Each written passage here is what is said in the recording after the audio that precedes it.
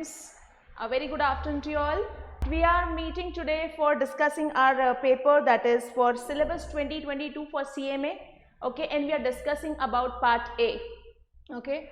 When I have just gone through your papers, one thing I have understood that if you have attended the classes regularly, and second thing is if you have solved all the MCQs thoroughly, then this paper was extremely easy. Okay, so this is just I am boosting your confidence that one thing is for the verification of the paper, that whoever has already attended the paper, who have already attempted the paper, for them I am giving the solution. And for all those students, I just want to encourage them that you can solve these papers along with me and just be confident about for the next paper that you are going to attempt. Okay, so let us begin with our solution, and that is the first question, that is, what are personal laws? Now the first question over here we are reading is, what are personal laws? Now when we look at the options, okay, if you have studied little bit, okay, थोड़ा सा preparation अगर आप करके गए हो तो आपको clearly जो पहला नजर है वो सीधे आंसर पे ही जाएगा. So let me tell you that when you look at the options, that is, first is laws relating to interpersonal behavior. Okay, now when we see the option number A and B is little bit confusing if you have not studied. Okay, second is customs, religious beliefs that now have codified, laws that a person makes. Now when we see the option C, okay, that is C for cat, okay, laws that a person makes. Now tell me whether a person do make law, whether a person, any individual person, whether that person has the right to make law. Answer is no. So it is very clear कि भाई ये सिर्फ option बना दिया है, यहाँ पे actually C option हो ही नहीं सकता है. And laws based on opinion. Tell me one thing, whether the laws can be on the basis of opinion. The laws cannot be on the basis of opinion, because once the law is been made, all the opinions which were received is now being concrete, now it is final. So that is the reason we call it as law, correct? So when we look at this first question, our answer is basically, answer is B, that is customers, religious beliefs that now have been codified. So that is the answer for your next question. Now we'll see the second question. Okay, now fundamental rights are mentioned under which part of the Constitution of India? Very simple answer. आपने fundamental rights पढ़े हैं, directive principle of state policies पढ़ा है, right? Okay, so the second answer is part 3. Okay, now यहाँ पे अलग अलग parts दिए हुए जो हमारे सिलेबस में भी इतना डिटेल्स में नहीं था. They have just given you the options, okay, just in order to confuse you. जो रोमन लेटर्स दे दिए हैं. Okay, so part 3 is for fundamental rights, part 4 is for the directive principle of state policy. यहाँ पे हमारा answer है part 3, and that is the fundamental rights. So the fundamental rights are mentioned under which part of the Constitution of India? It is in part 3. Okay, now we'll see the third. यहाँ पे ज़्यादा technicality नहीं है questions में, and that is the reason I'm just giving you the answers. Okay, because you can straight away find your answers in your study material. Okay, now we'll see the next one, and that is, what is the lowest court to approach for the criminal matters? Okay, now अगर आप लोगों को याद हो, जब हमने पढ़ा था, जब ये पर्टिकुलर चैप्टर पढ़ा था, चैप्टर नंबर 1, ओके, उसमें हम लोगों ने एक चार्ट देखा था कि जहां पे we had divided the court into 2 different part. One was the criminal, the other one was the civil. Okay, यहाँ पे हम लोगों को पूछा है कौन सी हायरार्की? क्रिमिनल कोर्ट की हायरार्की के बारे में पूछा हुआ है. So when we are talking about the criminal hierarchy, further they have asked what was the lowest court. Now when we look at this munsif is not in the criminal. Judicial magistrate, yes, it is basically in criminal, and sessions court is also criminal. District is not criminal. Now the question is कि भाई कौन सा option सही है, क्योंकि हम लोगों को यहाँ पे सिर्फ ये नहीं चेक करना है कि कौन सा कोर्ट है, सिविल है या क्रिमिनल है. हमको यहाँ पे ये चेक करना है कि which is the lowest one. Okay, now when we see the judicial magistrate is the answer for this particular question, and that is the lowest court of the criminal court. Okay, that is criminal matters. समझ में आया? Okay, so when we look at the hierarchy, तो सबसे पहले जैसे अगर हम लोग पूरा प्रोसीजर देखें क्रिमिनल मैटर्स का, तो सबसे पहले हम लोग एफआईआर दर्ज करते हैं. एफआईआर दर्ज करने के बाद मैटर जो है वो मजिस्ट्रेट के पास चला जाता है, और उसके बाद जो भी डिसीजन आता है उसके बेसिस पे सेशंस कोर्ट में जाता है, and further high court, supreme court etc. Okay, so this is the hierarchy of the criminal courts. ठीक है, now we'll again proceed with the fourth question over here. Money bill is introduced in which house of the parliament? हम लोगों ने पढ़ा था, हम लोगों ने बेसिक्स पढ़ा था कि जब अगर समझो किसी भी तरह का लॉ पास करना होता है, करेक्ट, ये बेसिक्स में से क्वेश्चन पूछा गया है यहाँ पे, बहुत सिंपल क्वेश्चन है. अगर थोड़ा बहुत as it is I am telling you that थोड़ा बहुत पढ़ाई किया है तो I am sure you can score full marks. इस तरह का इजी पेपर उन्होंने सेट किया था इस बार. Okay, so money bill is introduced in which house of the parliament? कौन से हाउस में इंट्रोड्यूस किया जाता है? Okay, so always it is the council of the people of Lok Sabha. Okay, so answer over here is council of the people of Lok Sabha. Okay, हमने hierarchy जब देखा था, हमने जो प्रोसीजर देखा था, प्रोसेस देखा था, हमने क्या देखा था वहां पे, उस समय पे हमने देखा था जब भी कोई बिल पास करना होता है तो सबसे पहले उसका ड्राफ्ट तैयार किया जाता है. ड्राफ्ट तैयार करने के बाद it is put before both the houses. Okay, it is been put before both the houses, Lok Sabha as well as Rajya Sabha, parliament है उसके सामने प्रेजेंट किया जाता है, तब जाके वो लॉ फॉर्म होता है. So here is the question is money bill is introduced in which house of the parliament? It has been introduced in both the houses of the parliament. So here the answer is both the houses of the parliament. Okay, we'll go to the fifth question now. Here, now which article of the Constitution of India empowers the legislature to make laws? Okay, ना अगर समझो पूरा constitution आपने पढ़ा हुआ है तो may be शायद आप ये आंसर सारे इंडिविजुअल दे पाते, बट यहाँ पे specifically if you have read the basics of the constitution which is included in your syllabus तो आपको समझ में आएगा that article 12 is basically defining the definition of state. तो वो तो आंसर हो नहीं सकता है, that is article 12. Okay, article 245 is basically the answer over here. Okay, which is basically empowering the legislature to make law. So अगर समझो मुझे चेक करना है कि where are the powers being given to the legislature in which article, then the answer is article 243. Okay, तो यहाँ पे बाकी के जो आर्टिकल्स है, एक जो है वो आर्टिकल 243 इज बेसिकली ग्राम सभा जो है उसको आप अथॉरिटी दी जाती है, और article 141 is basically talking about the powers of the supreme court to make laws. Okay, so यहाँ पे the correct answer is option B for Bombay, and that is article 245. Okay, let us proceed with the next question, and that is question number 6. Now, as we had discussed, okay, while we were discussing, तो यहाँ पे आपका जो first chapter है आपका introduction part का, वहां पे आपके 5 क्वेश्चंस पूछे गए हैं ना. 6th question onwards your new chapter is starting and that is from contract act. So अब जो क्वेश्चंस आप देखने वाले हो ये सारे क्वेश्चंस हैं वो उन्होंने कॉन्ट्रैक्ट एक्ट से पूछे हैं.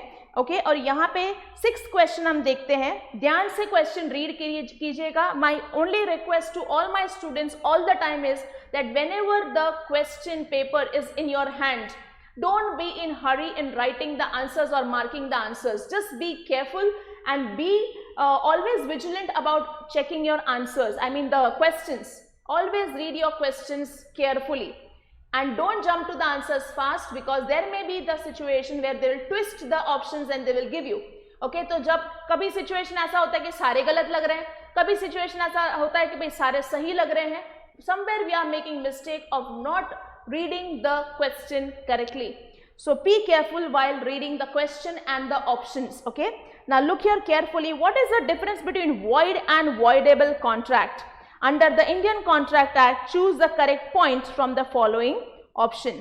Now, अभी first option जो दिया है, that is a void contract is illegal, whereas a voidable contract is legal. Can I say that the void contract is illegal? How can I say that the void contract is illegal? Okay, हम लोगों ने discuss किया था regarding supervening impossibility, where the contract, the subject matter of the contract is being defeated because both the parties are not in a position to fulfill their respective obligations. Can I say that is illegal? Answer is no, and that is the reason first option is not correct. सारे contract okay वो illegal हो ये नहीं कह सकते. हम कह सकते हैं कि भाई all illegal contracts are void. void contracts, but we cannot say that all void contracts are illegal, and that is the reason the first option itself is not correct. Okay, उसमें furtherance में उन्होंने दिया है all voidable contracts are illegal, they are legal, that is what they are saying, but that it is making no sense. Voidable contract are basically the kind of contract which is enforceable by law. That is where the students get confused. A law or a contract is enforceable by law is a contract, correct? ऐसा तो इसलिए confuse होते हैं students. So let me tell you that the first option is not correct. Okay, now we'll look at the second option, that is again a void contract is valid. The moment you read this, it is very clear कि क्या void contract valid हो सकते हैं. If I say it is valid, that means void contract enforceable होते हैं. तो यहाँ पे first line itself is not correct. Okay, what it says is a void contract is valid but becomes void at later stage, whereas a voidable contract is void from the beginning. Can I say that the voidable contract is void from the beginning? Answer is no. Void ab initio is a contract, or you can say an agreement which is void from the very beginning. So यहाँ पे जो option B है वो भी सही नहीं है. ठीक है, now we'll see C option. C for cat. A void contract is not enforceable by law, whereas a voidable contract is enforceable. Okay, so can I say that this is the correct answer? Yes, it is a correct answer. तो यहाँ पे ये जो 6 वाला point है, okay, 6 वाला point, उसका सही आंसर है C. That is a void contract is not enforceable by law. So अगर कोई contract है वो void हो गया है, okay, that means inoperative हो गया है, okay, तो हम उसको एनफोर्स नहीं कर सकते हैं. सो ये पहला सही है लाइन. सेकंड हम लिखते हैं कि भाई वॉइडेबल कॉन्ट्रैक्ट क्या होता है. Voidable contract are those contract which is been जिसमें दो पार्टीज होती है, उसमें से एक पार्टी इज बीन अग्रीव्ड और the other person is been जो उसका कॉन्ट्रैक्ट ब्रीच किया है, तो दूसरी पार्टी के पास ये ऑप्शन होता है कि वो एनफोर्स कर सकता है, right. Okay, and that is the reason the voidable contract is enforceable. Okay, लगे हाथ, चलो डी ऑप्शन भी देख ही लेते हैं ताकि हम इंटरप्रेट कर पाए कि डी ऑप्शन क्या कहता है. It says a void contract is enforceable whereas a voidable contract is not enforceable. Is that making any sense? It is not making any sense because a void a contract is enforceable. पहले ही line defeat हो चुकी है. क्या हम void contract enforce कर सकते हैं? Answer is no. So void contract cannot be enforced. अब यहाँ पे तो कुछ और ही ऑप्शन दिया हुआ है. So ultimately हमारा आंसर क्या है? Answer is C. C for cat. Okay. Now we will go on the 7th point. Okay, that is 7th question. Okay. What is the legal position of a minor in a contract under the Indian Contract Act? हम लोगों को पहले से ही पता है भाई, बच्चे भगवान की देन होते हैं, उनकी कोई पर्सनल लायबिलिटी नहीं होती है, हमको ये पता है. और क्या माइनर कोई कॉन्ट्रैक्ट कर सकता है? Answer is no. माइनर का कॉन्ट्रैक्ट जो है या माइनर का agreement itself is void ab initio. ये कंसेप्ट हम लोगों ने ऑलरेडी बहुत अच्छी तरह से पढ़ा हुआ था. अब यहाँ पे हम ऑप्शंस देखते हैं. हमको ऑलरेडी आंसर पता है लेकिन हम लोग ऑप्शंस देख लेते हैं. Minors can enter into a contract on their own without any restrictions. क्या ये ऑप्शन सही है? क्लियर नजर आ रहा है कि ये ऑप्शन गलत है. क्या वो अपने आप कोई कॉन्ट्रैक्ट में एंटर कर सकते हैं? अरे भाई, वो कॉम्पिटेंट ही नहीं है. कॉम्पिटेंट के डेफिनेशन से माइनर को ऑलरेडी हटा दिया है because they are not in a position to make up their own decisions. Am I right? So क्या ये ऑप्शन सही है? Answer is no. सो आप option A is absolutely wrong. देखते हैं सेकेंड वाला option. A minor can enter into a contract with the consent of their parents or guardians. Students get confused कि भाई हमने ये पढ़ा था कंसेप्ट कि भाई द गार्डियंस और the parents they can enter into a contract on behalf of the minor. ये पढ़ा था हमने. क्या हमने ये पढ़ा था कि भाई माइनर है वो गार्डियन और पेरेंट्स के परमिशन से कॉन्ट्रैक्ट करेगा? नहीं, ऐसा हमने कुछ भी नहीं पढ़ा था. सो ऑप्शन बी जो है वो भी गलत है, वो हमारा आंसर नहीं हो सकता. ओके, फर्दर सी ऑप्शन जो है अ minor cannot enter into a contract. Okay, तो क्या यहाँ पे ये भी तो आंसर हम लोगों को सही लगता है, minor cannot enter into a contract. और लास्ट वाला जो है अ minor can enter into a contract only for necessary goods and services. अब हम लोगों ने ये पढ़ा था सेक्शन 69 में पढ़ा था that necessary supply to an incompetent person, जहाँ पे हमने पढ़ा था कि माइनर्स है ना। तो यहाँ पे अगर हम लोग बात करें क्वाजी कॉन्ट्रैक्ट की, तो यहाँ पे क्वेश्चन अगर वापस देखें, what is the legal position of a minor in a contract under the Indian contract act? So here a minor cannot enter into a contract and a minor can enter into a contract only for necessary goods and services.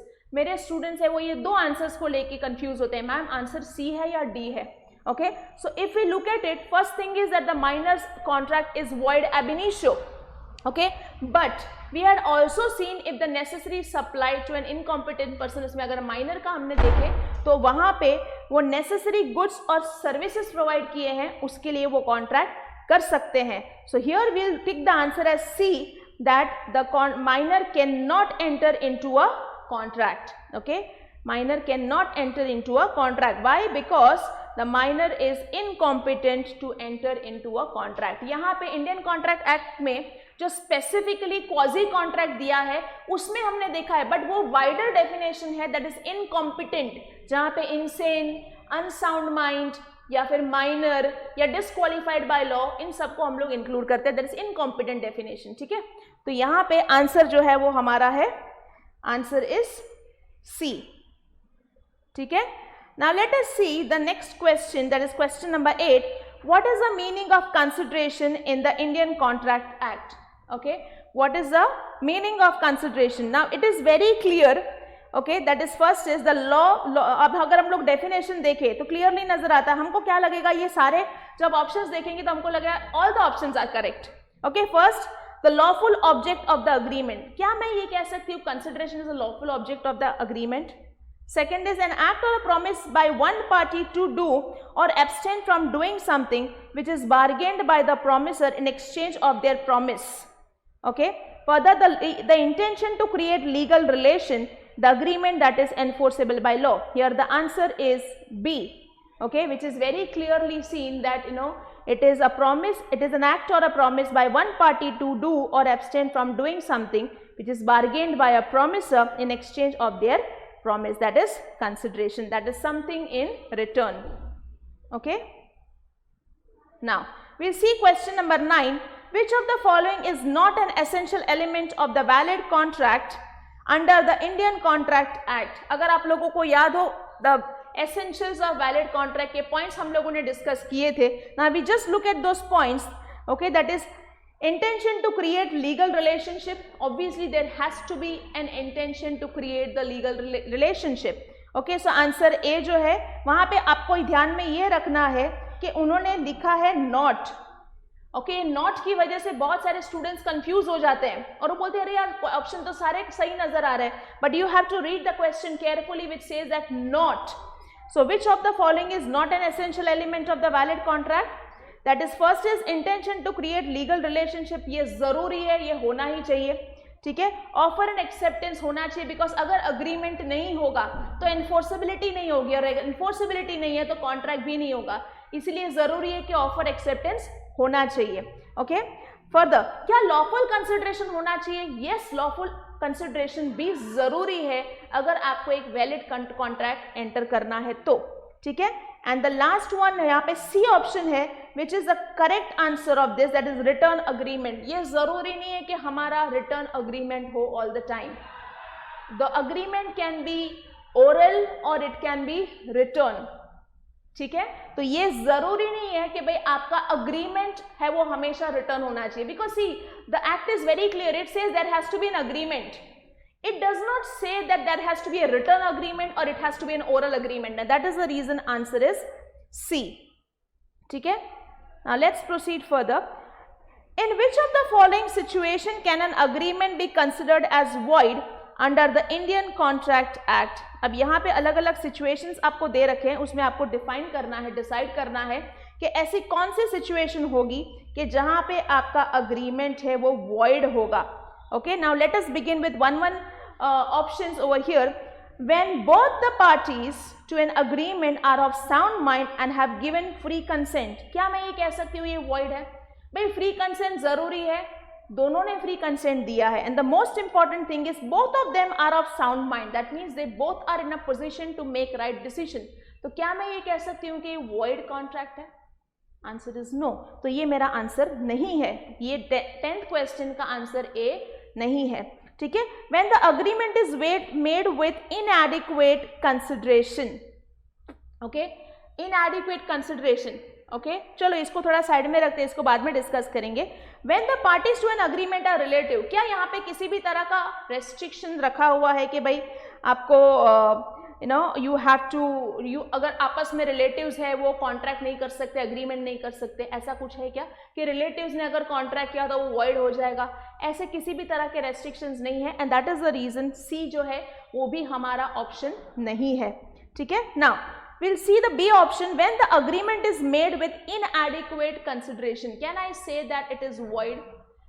See, it is very clear that when we are discussing with the chapter, contract act में ये लिखा है that there has to be a consideration.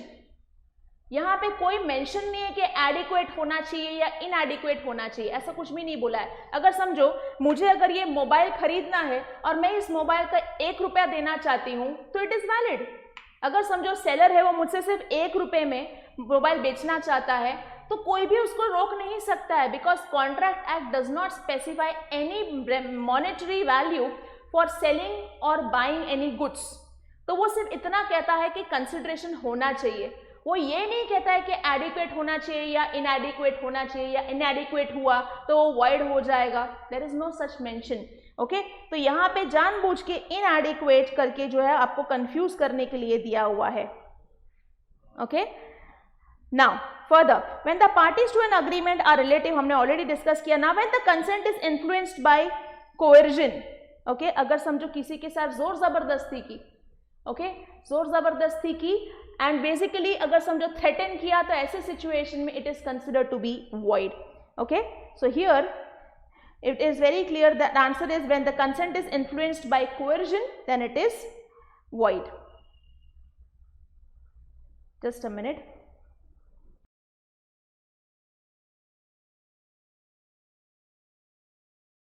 ठीक है, so answer is D. Done. चलो, we'll proceed to the next one, that is an agreement which is enforceable by law at the option of other or others. Okay, ये कौन सा agreement है? That is basically a voidable contract, okay, that is basically ये clearly हम लोगों को definition ही पूछ लिया था, that an agreement which is enforceable by law at the option of other or others is a voidable contract, ठीक है। We'll directly proceed to the 12th question, that is in order to convert a proposal into a promise, the acceptance must, what they are saying is, भाई acceptance है वो कैसा होना चाहिए, okay, first is be communicated in some usual and reasonable manner unless the proposal prescribes the manner in which it is to be accepted, okay। तो यहाँ पे उन्होंने बताया कि कम्युनिकेशन के लिए जो नॉर्मल मोड हम रीजनेबल मोड यूज करते हैं वो मोड यूज करके हमको अपना एक्सेप्टेंस देना है, और अगर समझो कोई मोड प्रिस्क्राइब्ड है तो उस मोड को यूज करके एक्सेप्टेंस देना है। सो ये ऑप्शन है वो सही है, okay, so we can see that A option is correct, but we will not directly jump to the conclusion, we'll just explore with the other options also. B option क्या कहता है? It has to be absolute and qualified. Absolute means complete and qualified means conditional. क्या यहाँ पे हम acceptance के time पे कोई conditions डाल सकते हैं? Answer is no. So अब हमारा जो option B है that is not correct, okay. C जो है it has to be absolute and unqualified, मतलब किसी भी तरह का एक्सेप्टेंस के समय पे हम कंडीशन नहीं डाल सकते हैं। इसका मतलब ये है कि हम लोग यहाँ पे जब एक्सेप्ट ऑफर हमको दिया जाता है तो we have to accept it unconditionally. So यहाँ पे हमारा आंसर जो है दैट इज 12th का, that is D, that is option A and C is correct, okay. Now further, when a proposal can be revoked, okay, अगर समझो proposal में यहाँ पे we will see that proposal is basically the offer, हम offer को कब revoke कर सकते हैं, ठीक है। now a proposal may be revoked at any time when the communication of acceptance, its acceptance is complete as against the proposer। now देखो यहाँ पे क्या लिखा है, may be revoked any time, क्या ऐसा मैंने आपको कुछ भी सिखाया था? एनी टाइम, आप कभी भी रिवोक कर सकते हो। एनी टाइम जो है वो बहुत बड़ा मीनिंग है, मतलब एक्सेप्टेंस करने के बाद भी, ओके, एक्सेप्टेंस करने से पहले भी, कभी भी रिवोक कर सकते, ऐसा है क्या? once the offer is been accepted it cannot be revoked. बराबर है. So here प्रपोजल आपका किसी पर्सन के पास पहुंचने से पहले आप कभी भी उसको रिवोक कर सकते हो. बराबर है. ठीक है. Like for example if I से ए एंड बी, ओके, यहां पे अगर समझो ए ने प्रपोजल दिया है तो मैं इसको कब रिवोक कर सकती हूं? बी के पास पहुंचने से पहले कर सकती हूं. So it is clear that हम लोगों को आंसर मिल रहा है as before. Now what we are going to check is in our answer that we have to check where is before been return.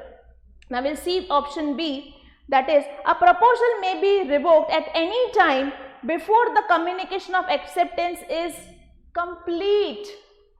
हम लोगों को यहाँ पे चेक करना है complete, यहाँ पे लिखा है incomplete as against the proposer but not afterwards. So again answer B is not correct. Okay, मतलब B option भी correct नहीं है. Now a proposal may be revoked at any time after the communication of its, वापस यहाँ पे आ गया after the communication of acceptance is complete. मतलब एक बार अगर समझो ऑफर ही ने एक्सेप्ट कर लिया उसके बाद हम रिवोक कर सकते हैं क्या? इस सी ऑप्शन का मतलब ये होता है. So that is not correct. एक बार अगर समझो एक्सेप्टेंस हो चुका है तो वहां पे ऑफरर जो है, प्रपोजर जो है, वो अपना ऑफर रिवोक नहीं कर सकते, फिर वो अग्रीमेंट बन जाएगा. So option C is also not correct. Now यहाँ पे लास्ट वाला ऑप्शन है वो देख लेते हैं. A proposal may be revoked at any time before the communication of its acceptance is complete as against the proposer but not afterwards. तो यहाँ पे आंसर इज डी, दैट आप उसको रिवोक कर सकते हो any time before the communication of acceptance is complete. Option B और option D almost same है बट उन्होंने ट्रिकी ये किया है कि वहां पे लिख दिया था incomplete. That is where the students get confused. So answer is D, D for Delhi. Okay, now will see option question number 14. A entered into a contract with B to marry her on fixed date. However, before the marriage date, A went mad. With reference to the Indian Contract Act, which is the valid response? B can't marry till A dies. Okay, A entered into, यहाँ पे क्या बोला है? A entered into a contract with B to marry her. Okay, that is A और B के बीच में contract हुआ है कि वो उसके साथ शादी करेंगे. ठीक है. And however before the marriage date A went mad. A पागल हो गए, इंसेन हो गए, इनकॉम्पिटेंट हो गए to enter into a contract or to perform the contract. Okay, which is the valid response? B can't marry till A dies. क्या ये सही ऑप्शन है? No. The executor of A can enforce the contract against B. ये भी गलत है. The contract becomes void. All the statements are incorrect. Now you can see that you cannot enforce somebody to get married to a person or to enforce the contract against a person who is incompetent to perform their respective obligations. Okay, so here the answer is the contract becomes void because now the contract cannot be enforced. Correct? आगे in अभी chapter question number 15 देखते हैं. In which of the following cases the doctrine of supervening impossibility will apply? Okay, so answer is over here. The first is difficulty in performance. अगर मैं ये कहूँ मेरे लिए ना कॉन्ट्रैक्ट परफॉर्म करना थोड़ा डिफिकल्ट है, बिकॉज क्या है ना कि सीमेंट का और उसका सब भाव बहुत बढ़ गया ना, तो मुझे कंस्ट्रक्शन कॉस्ट बहुत बढ़ गया, तो मैं कॉन्ट्रैक्ट परफॉर्म नहीं कर पाऊंगी. Can I say that this is a valid argument against you? आप में हमारा दोनों का कॉन्ट्रैक्ट हुआ है और वहां पे मैं आपको बोल रही हूँ कि मैं नहीं कर पाऊंगी, कॉस्ट ऑफ कॉन्ट्रैक्ट बहुत बढ़ गया है, now it is very difficult for me to perform. Can I say that it is a supervening impossibility? Answer is no. Difficulty in performance of the contract is no supervening impossibility. तो हमारा answer A नहीं हो सकता है. Commercial impossibility. Commercial impossibility means कि जहाँ पे business के द्वारा कि भाई there is no possibility that I can actually perform the contract. तो बिजनेस कुछ कंस्ट्रेंट्स आ गए हैं. थर्ड ऑप्शन है that impossibility known to the parties at the time of making the contract. Okay, so can I say that impossibility known to the parties at the time of making the contract is a supervening impossibility? yes, the situation at present is such that both the parties were knowing कि हम perform नहीं कर पाएंगे अगर कुछ situation हुआ तो. So here the answer is C, that the impossibility known to the parties at the time of making the contract. Okay, so answer is C. Now we'll see question number 16. A promises to deliver goods to B on a certain date on payment of rupees 10,000. A dies before that. Okay, तो यहाँ पे A ने B को promise किया था कि एक particular date पे जो उनके बीच में अग्री हुआ था कि 10,000 रुपीज के वो गुड्स उसको डिलीवर करेंगे. ठीक है, अब उस डेट जिस दिन पे वो परफॉर्म करना था उसी के पहले A ने जो कमिट किया था गुड्स डिलीवर करना उसकी डेथ हो जाती है. तो आपको क्या लगता है what will be the status of this contract? First, the contract is not enforceable anymore. A's representative are bound to deliver the goods to B and B is bound to pay 10,000 to A's representative. A's representative have right to change the terms of the earlier agreement and continue to fulfill all the revised new agreement, and all the statements are incorrect. Now what is the correct option over here? The correct option is that the contract is not enforceable anymore. Because contract पहले किसके बीच में हुआ था? ए और B के बीच में हुआ था. यहाँ पे किसी भी तरह का हम अज्यूम करते हैं कि किसी तरह का मेंशन नहीं था कि भाई in absence of A the representative of A shall perform the contract और the representative shall enter into new agreement, ऐसा कोई मेंशन नहीं है. सो बेसिकली अगर हम बात करें सिर्फ कॉन्ट्रैक्ट की जो ए और बी के बीच में हुआ था, so it is very clear that this particular contract is completely defeated and it cannot be enforced against A or A's representative. Okay, chalo we'll go to the next question, that is question number 17. When a person positively asserts, makes an absolute and explicit statements of fact that a fact is true though he has no reliable source to form this opinion, but he believes it to be true. This is an example of dash. Clearly nazar aa raha hai that I am making a representation to you about some statement, okay, and you are relying upon the statement, but I am saying कि भाई मुझे ये लग रहा है, I am not sure whether I am right or not, but this is what I know. Correct? तो क्या मैं ये कह सकती हूँ कि भाई मेरा मिस्टेक है या मैं आपके साथ फ्रॉड करना चाहती हूँ या फिर I am in a dominant position? Answer is no. So answer is very clear over here कि क्वेश्चन नंबर 17 का सी ऑप्शन है वो सही ऑप्शन है, and that is misrepresentation. In misrepresentation the one who is making the statement, okay, that person believes it to be true and represents that statement as true, but is not sure about the statement. Here the intention is very clear that the person doesn't want to cheat. It is just making the statement a representation. You cannot say it is a mistake or a fraud or an undue influence. Okay, so answer over here is C.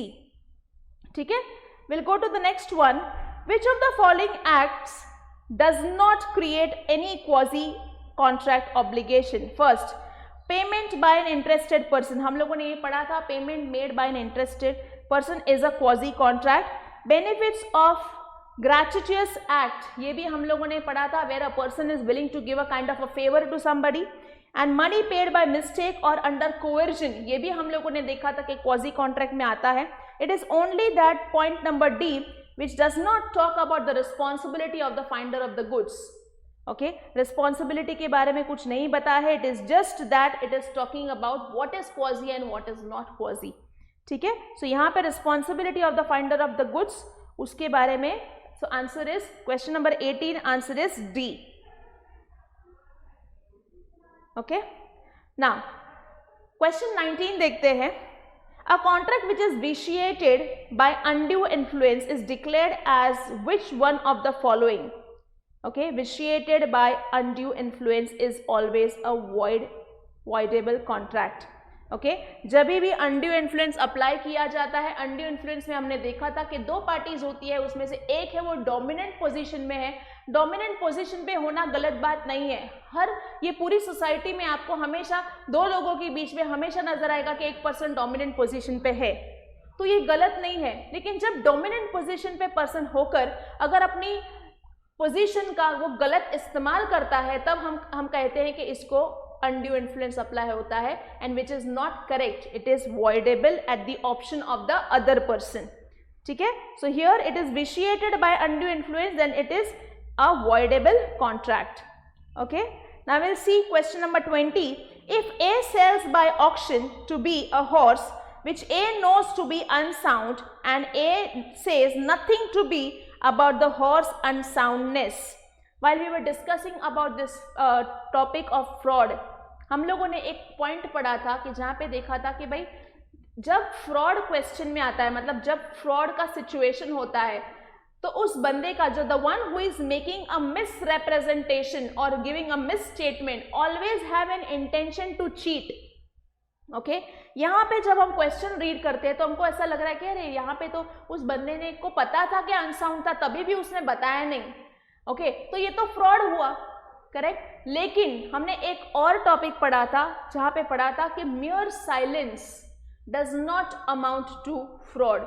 Okay, तो वहां पर यहां पर ये concept applicable हो जाएगा that mere silence does not amount to fraud. Does not amount to fraud. ठीक है, so if A sells by auction to be a horse which A knows to be unsound and A says nothing to be about the horse unsoundness, this amounts to not fraud. So mere silence does not amount to fraud. Okay, remember that. At the same time हमने तो सिर्फ contract नहीं, सोगा भी पढ़ा है, cell of goods act भी पढ़ा है, तो हमको पता है let the buyer be aware. तुम इंक्वायरी कर लेते, तुम इंस्पेक्ट कर लेते, फिर परचेज करना चाहिए था. ये जरूरी नहीं था, तुमने पूछा और मैंने नहीं बताया, मैंने कंसील किया, तो वो फ्रॉड हो जाएगा. बट तुमने पूछा नहीं, मैंने बताया नहीं. सो mere silence does not amount to fraud. Remember that. Okay, चलो we'll see question number 21. Okay, so by the way 20 question number 20 का आंसर है B for Bombay. We'll see question number 21. Goods as defined in Sale of Goods Act will include stocks and shares. हमने goods का definition देखा था, उसमें clearly लिखा था goods means every kind of goods which is general in nature, which includes stocks, shares. Okay, growing crops attached to or forming part of the land agreed to be severed before sale, but exclude actionable claims. ये definition clearly दिया था, so answer over here is D. Answer is A and B because question में clearly लिखा है what includes. तो हम shares, stocks ये include करते हैं. यहाँ पे क्रॉप्स, ग्रास, स्टैंडिंग टिम्बर, ये सब कुछ हम लोगों ने इंक्लूड किया था इन गुड्स. बराबर है. So here answer is D, that is A and B both, they both are goods.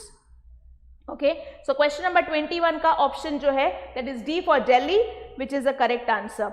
Will go to the next one, that is a delivery. A delivered a horse to be on the condition of sale on return with in 10 days. The horse died within 5 days while in B's custody. Okay, question है वो clearly बता रहा है यहाँ पे कि A ने जो B है उसको गुड्स डिलीवर किए. ये कंसेप्ट जो है वो सेल ऑन अप्रूवल बेसिस वाला क्वेश्चन है. सेल ऑन अप्रूवल बेसिस का कंसेप्ट जब हमने सोगा में पढ़ा था, वहां पे लिखा हुआ था कि भाई सेलर है वो कंडीशन इंपोज कर सकता है कि अगर आपको गुड्स एक्सचेंज करने हैं, अगर समझो जो भी आपको ड्यूरेशन दिया है उसी के अंदर आपको एक्सचेंज करना है या फिर आपको रिटर्न करना है. ठीक है, तो यहाँ पे सेलर है वो इंपोज नहीं कर सकता है कि अब ये गुड्स आपके हो गए. करेक्ट, बिकॉज कंडीशन पहले ही डाला हुआ था कि आप रिटर्न कर सकते हो विद इन दोज 10 days.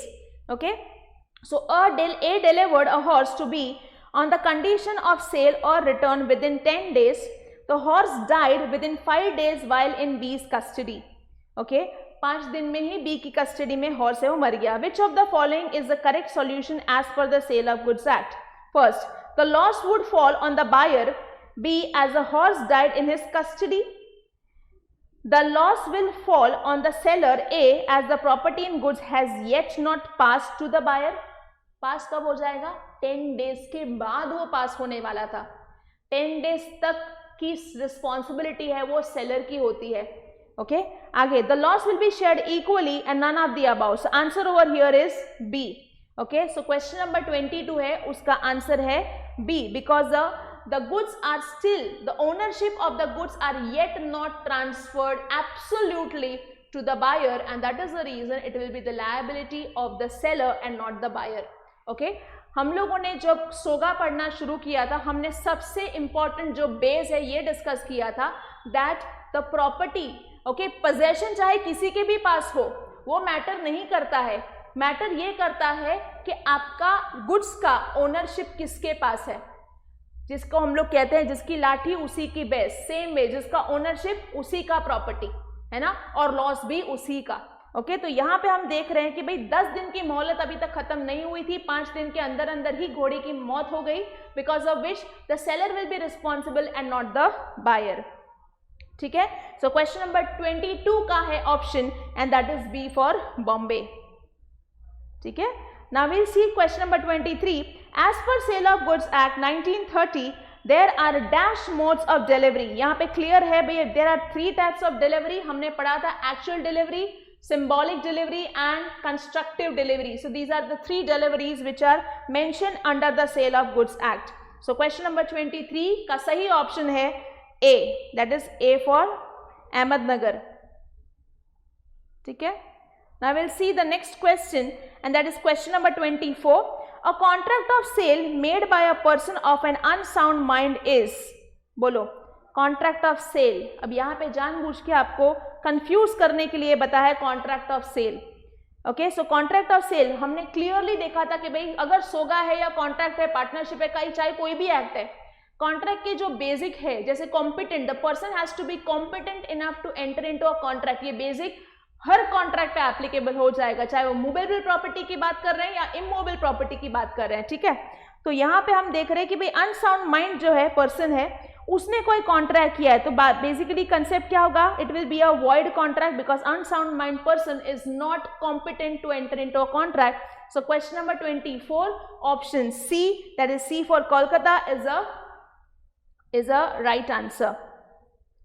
ठीक है, चलो क्वेश्चन नंबर 25 देखते हैं। In a contract of sale under sale of goods act there must be a transfer of dash. Okay, कौन सा प्रॉपर्टी होना चाहिए, what is general property and what is specific property. General property means any property which does not carry the burden.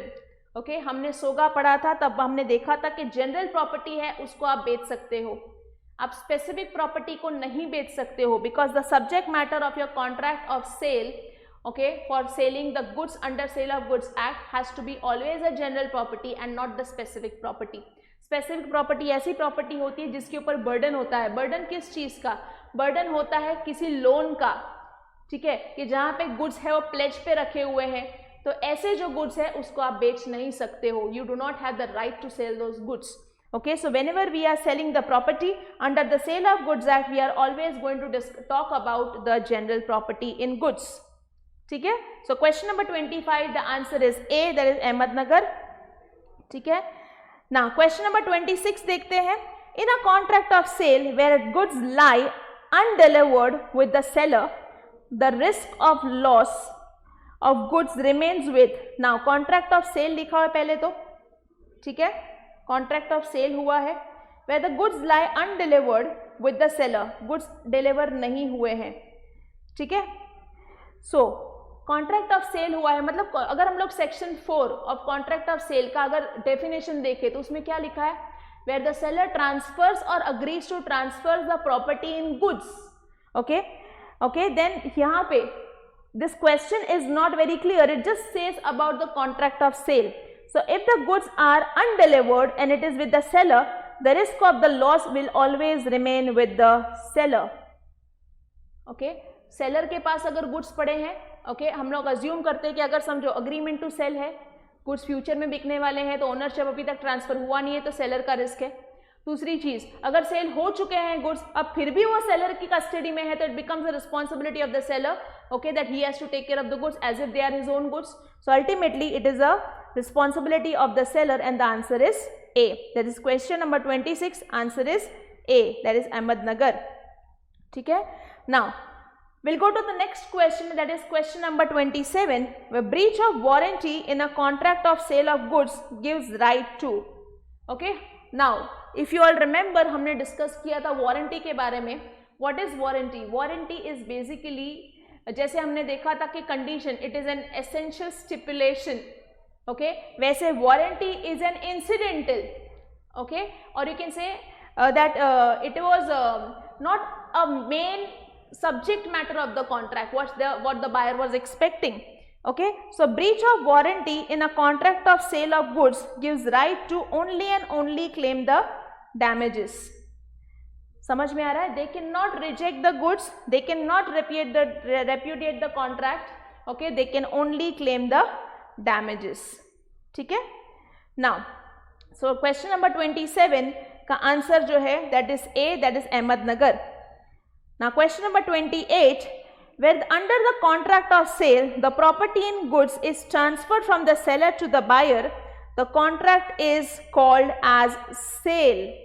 Now it is very clear, the word is used as transferred. मैंने अभी आपको बताया section 4 of the Sale of Goods Act talks about the contract of sale. Where can I say it is sale? Where the seller transfers. Transfers means the property in goods are already been transferred. The property in goods का मतलब होता है that property means here they are emphasizing on the ownership of the property. So when I say that the ownership in goods is transferred to the buyer, that means it is sale. Agreement to sell में property in goods is not transferred, but it will be transferred on a future date. The possession as well as the ownership will be transferred in a future date. So here answer is 28, answer is B. Question number 8, answer is B. B is Bombay. ठीक है? We'll see question number 29. Okay, A sells 200 bags of sugar to B lying in C's godown. Okay, A ने 200 bags sugar का बेचा है B को, लेकिन वो C के गोडाउन में पड़ा हुआ है. A gives an order to C asking him to transfer the bags. चलो इसका एक छोटा सा डायग्राम ड्रॉ करते हैं ताकि हमको और क्लैरिटी मिले. ओके, कॉन्ट्रैक्ट हुआ है A और B के बीच में, ठीक है, जहां पे A जो है वो गुड्स बेचता है B को और B जो है वो उसको प्राइस पे करने वाला है, ठीक है, लेकिन जो यहाँ पे गुड्स है वो पड़े हैं C के पास. C का जो गोडाउन है it is in C's godown. Okay, it is in C's godown. Okay, now A gives an order to C. यहां पे ये ऑर्डर देता है, okay, that asking him to transfer the bag to B. मतलब C को कहा जाता है कि मेरी जगह पे इसको तू ट्रांसफर कर दे, तू इसका डिलीवरी दे दे, ठीक है, इसका डिलीवरी तू दे दे, मेरी जगह पे तू दे दे. तो इसको हम लोग क्या कहते हैं? डीम्ड डिलीवरी, है ना. So C approve such order and transfer the goods in his books to B. Okay, A then hands over the order to B. This is an example of a constructive notice. हम मान लेंगे कि भाई यहाँ पे ए ने ही वो goods B को डिलीवर किए हैं, इसको कहते हैं हम लोग constructive delivery. I hope this point is very clear. Okay, so question number 29, answer is A for Ahmednagar. Now we'll see question number 30. As per the provision of Sale of Goods Act, voluntary transfer of a possession, वहाँ पे clearly read करो, that is possession, it is talking about possession. Possession from one person to another is called as delivery. जरूरी नहीं है कि जब ownership transfer किया है तो डिलीवरी भी साथ में जाएगा, प्रॉपर्टी का पोजेशन भी साथ में जाएगा, ये जरूरी नहीं है. इसीलिए क्वेश्चन ठीक से रीड करो. Voluntary transfer of possession from one person to another is called delivery. ठीक है, सो क्वेश्चन नंबर 30 का आंसर है B. B is the correct answer. ठीक है, नाउ यहाँ पे हमारा सेल ऑफ गुड्स एक्ट का कंसेप्ट खत्म होता है and we will start with the new topic and that is negotiable. So यहाँ पे क्वेश्चन नंबर 31 से आपको नजर आएगा कि all the questions are asked from the negotiable instrument act. Now which of the following presumption is incorrect in respect of negotiable instrument. Now यहाँ पे हमको we have to be, now मैं always I tell my students कि negotiable instrument act में presumptions जो है that is very very important topic, because हर exam में एक क्वेश्चन तो आता ही है इस टॉपिक से. ठीक है, सो make sure that Now when you are preparing, all my students who are going to appear for the exam and watching my video, make sure that you go through this presumption thoroughly because question यहाँ से आते हैं, ठीक है. Now we'll see the answers over here. Options देखते हैं. Every negotiable instrument was made or drawn for consideration. Okay. Now यहाँ पे पहले तो ये याद रखना है हमको कि we have to check which option is incorrect. हमको सिर्फ प्रिजम्पशंस रीड नहीं करने हैं, यहाँ पे हमको रीड करना है कि ये जो प्रिजम्पशंस दिए उसमें से कौन सा इनकरेक्ट प्रिजम्पशन है. तो one thing is very clear that हमेशा जब भी नेगोशिएबल इंस्ट्रूमेंट बनता है it is made or drawn for consideration. Yes or no? खाली टाइम पास के लिए थोड़ी बनाते. It was made or it was drawn, okay, for the consideration because you are suppose to give something in return. ठीक है. Further, every negotiable instrument bearing a date was made or drawn on that date. Now this is very clear कि जब भी कोई negotiable instrument बना है तो हम assume करेंगे कि जिस दिन ये बना उसी दिन पे, उसी डेट पे ये negotiable instrument बना है जो उसमें लिखा हुआ है. सो आंसर बी जो है, मतलब बी ऑप्शन है वो भी सही ऑप्शन है. हमको इनकरेक्ट ऑप्शन ढूंढना है, ये याद रखना. मैंने इसलिए उसको हाईलाइट किया हुआ है यहाँ पे that we have to search for an incorrect statement over here. Further, that a lost promissory note, bill of exchange or check was not duly stamped. इसको थोड़ा होल्ड पे रखते हैं. ठीक है. डी ऑप्शन रीड करते हैं पहले. Every transfer of negotiable instrument was made before its maturity. This presumption is also correct. Okay? कि यहाँ पे जब भी कोई इंस्ट्रूमेंट हमने बनाया और ये ट्रांसफर किया है तो हमेशा ये बिफोर मेच्योरिटी ही ट्रांसफर हुआ है. मेच्योर अगर हुआ है तो कोई ट्रांसफर थोड़ी करेगा, वो तो रिडीम करेगा ना उसमें जो पैसे है उसके. तो ये प्रिजम्पशन है वो भी सही है कि अगर आपने ट्रांसफर किया है, आपने फर्दर किसी को दिया है, that means it is before the maturity. तो यहाँ पे अगर हम देखने जाए कि क्वेश्चन नंबर 31 का आंसर क्या है, so answer is C which is an incorrect presumption which says कि भाई प्रोविजन में, नेगोशिएबल इंस्ट्रूमेंट एक्ट के प्रोविजन में ये लिखा है कि जब अगर समझो कोई नेगोशिएबल इंस्ट्रूमेंट आपने ड्रॉ किया है, चाहे वो प्रॉमिसरी नोट हो, बिल ऑफ एक्सचेंज हो या चेक हो, ओके, तो उस पे चेक ड्यूटी जो है वो स्टैम्प्ड है. It is duly stamped. Okay, because always there is a presumption that if there is a promissory note और अ बिल ऑफ एक्सचेंज और a cheque, it is duly stamped. ये नहीं कहता कि it should not be stamped. So यहाँ पे जो C option है वो गलत है and that is our answer. So question number 31 answer is C. ठीक है. नाउ वापस से हमको चेक करना है कि what is an incorrect statement. That is the reason I repeatedly tell my students that make sure that you read the question carefully. Incorrect, not, ये इस तरह के वर्ड्स है ना जिसकी वजह से स्टूडेंट्स बहुत ज्यादा कंफ्यूज हो जाते हैं and then they are not in a position to write the correct answer. Conceptually वो लोग क्लियर है बिकॉज वो वर्ड्स में उलझ जाते हैं because of which they are not able to give the answer correctly. So make sure that you read the question properly. Now identify the incorrect characteristics of promissory note. Now हम लोगों को बहुत clearly पता है कि what are the characteristics of promissory note, right? So one by one we'll see. There are two parties, maker and pay. So one thing is very clear. Option number A is a correct statement. हमको क्या find करना है? Incorrect characteristics find करना है. ठीक है. Second, acceptance is necessary. क्या promissory note में acceptance जरूरी है? Hold पे रखते हैं. Notice of dishonor is not necessary. क्या notice of dishonor is necessary? Grace period is available if payable after specified time. Tell me what is the correct answer? Here two parties है वो correct है. Acceptance is necessary. Notice of dishonor is not necessary. And grace period is available. So answer over here is C. Notice of dishonor is not necessary. यहाँ पे ये statement है वो incorrect है. अगर समझो यहाँ पे अगर समझो आपका नेगोशिएबल इंस्ट्रूमेंट है वो अगर डिसऑनर हो गया है तो आपको नोटिस देना जरूरी है.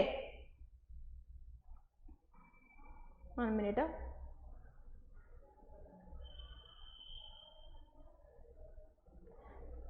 I'm sorry, the answer over here is not C. Answer over here is D. The grace period is available if payable after specified time. So अगर यहाँ पे grace period है वो दिया नहीं जाता है, आपको पे करना ही पड़ेगा. So grace period is available if payable after specified time is the correct answer. So 32 answer is D. ठीक है. Now we'll go to the 33rd question. An instrument incomplete in one way or other is called inchoate instrument. तो ये definition ही clearly दिख रहा है कि भाई incomplete का मतलब होता है inchoate. Okay, so question number 33 answer is B. ठीक है, will see the next point that is instrument entitled to period of grace is.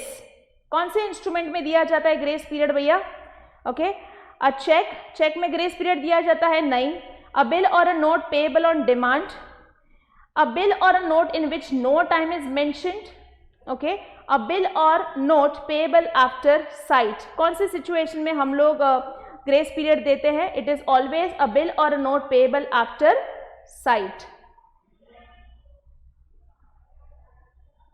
An instrument entitled to period of grace is a bill or a note payable on demand. उसमें grace period नहीं होता है.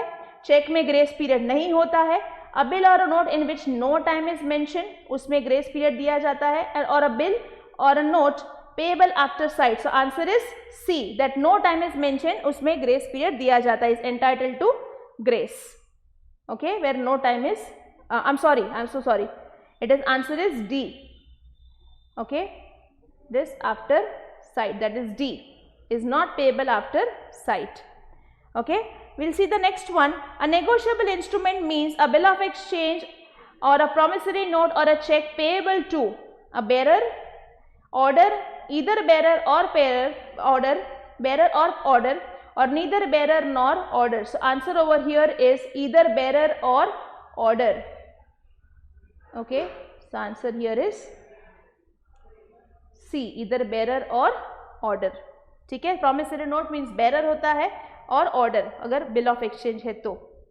ठीक है, now the nature of promissory note is, okay, first will see a nature of promissory note is it contains an unconditional order to the drawee to pay. The payee is drawn on specified banker. Okay, it is an unconditional promise to maker to pay the payee. So here it is answer is C. Okay, अगर हम लोग देखेंगे promissory note उसमें दो parties होती है, maker और पेई. तो क्या यहाँ पे अनकंडीशनल ऑर्डर है? No, it is an unconditional undertaking where the promisor agrees or the maker of the promissory note is agreeing to pay the money to the payee. So answer here is C. Okay, question number 37. A holder in due course is a person who becomes the possessor of the instrument.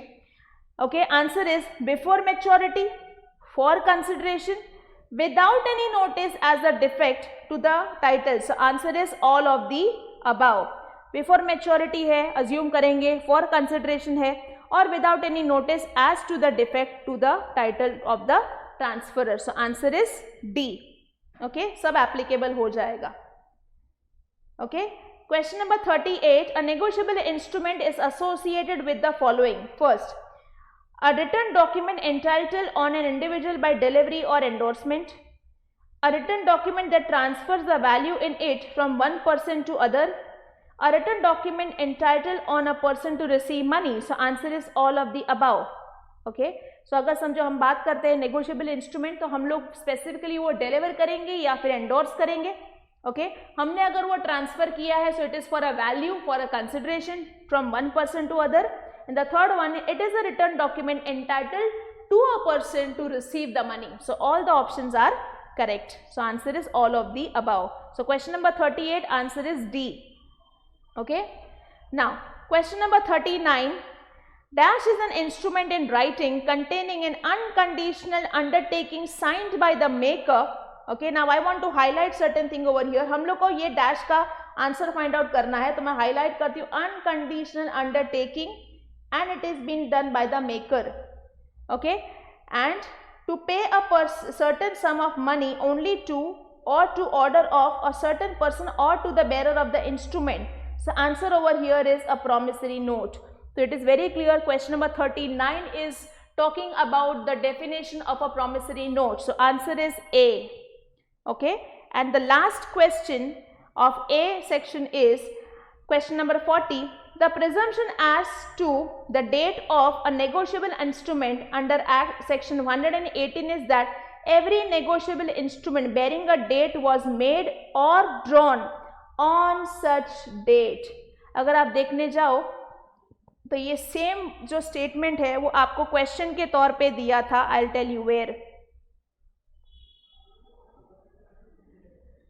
उन्होंने एक तरह से ये same तरह का question है, उन्होंने statement के तौर पे आपको दे दिया था. देयर इज अ प्रिजम्पशन का जो हमारा आंसर था. Okay, can you see that? मैंने आपको कहा कि ये ऑप्शन सही है. सी एवरी क्वेश्चन नंबर 31 अगर आप देखोगे, अगर आपने अच्छी तरह से टॉपिक पढ़ा है नेगोशिएबल इंस्ट्रूमेंट एक्ट का, तो आपको समझ में आएगा कि अरे क्वेश्चन पेपर में आंसर भी दिया था प्रिजम्पशंस में. Every negotiable instrument bearing a date was made or drawn on that date. और मैंने क्या बोला कि ये ऑप्शन सही है ना, on that day, option number B है ना. तो ये प्रिजम्पशन सही है, हमको इनकरेक्ट फाइंड करना था. अगर आप समझो इसको कोरिलेट करोगे विद क्वेश्चन नंबर 40, तो आपको नजर आएगा on such date. So answer is on such date.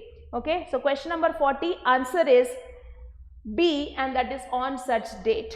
Okay, I hope that this solution what I have given you over here was of some help to you or maybe your friends.